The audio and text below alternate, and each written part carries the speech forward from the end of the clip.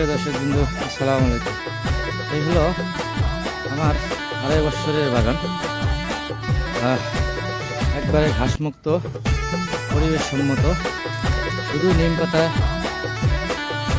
আপনার ব্লেন্ডিং কইরা রসটা বের করে নিয়ে আপনি 15 দিন পর পর দিবেন। কোনো ওষুধপত্র কিছু দেওয়া হবে না, কোনো পোকা আসবে না, কিচ্ছু না। আর এখন যেহেতু রোদ হবে, গাছে মালচিং করে দেবেন, তাহলে পানিও আর দিতে হবে না বেশি।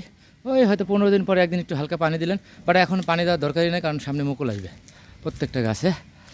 তো এই জন্যে বাগান সবসময় পরিষ্কার পরিচ্ছন্নতা রাখতে হবে, যেন কোনোভাবেই ময়লা, আগাছা বা পচন রোগ এ ধরনের না হয়।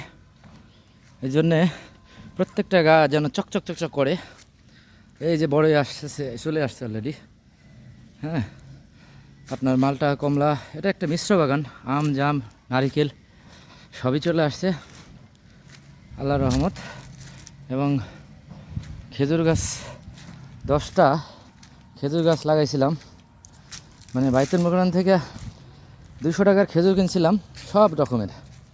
এরপরে খেয়ে বেশি জার্মিনেশন করে লাগাইছিলাম 15টার মতো, বাট আমার মনে হচ্ছে একটাই মেয়ে পাইছি। যাকে একটা হলো আপনার 1 লাখ 2 লাখ টাকা বা 10,000 20,000 টাকাতে গাছ কেনার দরকার হয় না। এই যে দেখেন নিচে 2টা কাঁদি আসছে, ওই বাদা, এই চারা আর কি। এইটা আপনার কাটলে আর 2টা হয়ে গেল, তাহলে 2 জায়গায় স্থাপন করতে পারবো। পুরুষ গাছও লাগে 1-2টা। আর যত্ন করলে আর 2-3 বছর যদি সহ্য করতে পারেন, তাহলে ভরপুর যে কোনো ফল খেতে পারবেন। আশা করি সবাই ভালো আছেন, ভালো থাকবেন। আজকের মতো এই পর্যন্ত। আসসালামু আলাইকুম।